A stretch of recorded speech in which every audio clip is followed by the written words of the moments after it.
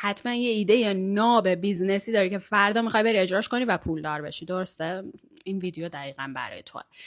خیلی وقتا از من شنیدید که میگم ایده به تنهایی به درد لای جرز دیوار میخوره، ولی منظورم چیه؟ خیلی از ما تفاوت ایده و کانسپت رو نمیدونیم. دو تا مفهومی که توی بیزینس خیلی مهمن و میتونه اثرگذاری زیادی در بیزینس شما داشته باشه.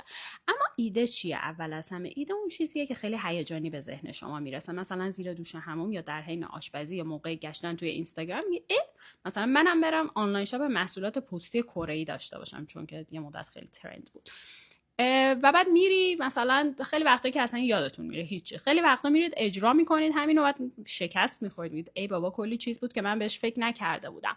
ایده گفتنش آسونه، هیجانی، ضربان قلب شما رو میبره بالا، توهم میزنید که الان دیگه قرار پولدار بشیم. اما از اون ور کانسپت چیزیه که روی ایده سوار میشه، در حقیقت روی ایده شما پخت و پز انجام میده، مشخص میکنه که ایده من دقیقاً برای چه کسیه، به چه شکلی، با چه تجربه‌ای، از طریق چه کانالی.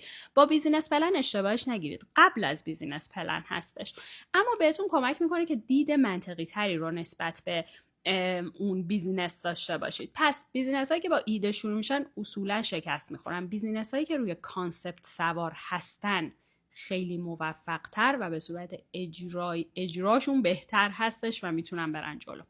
همین. خدافظ.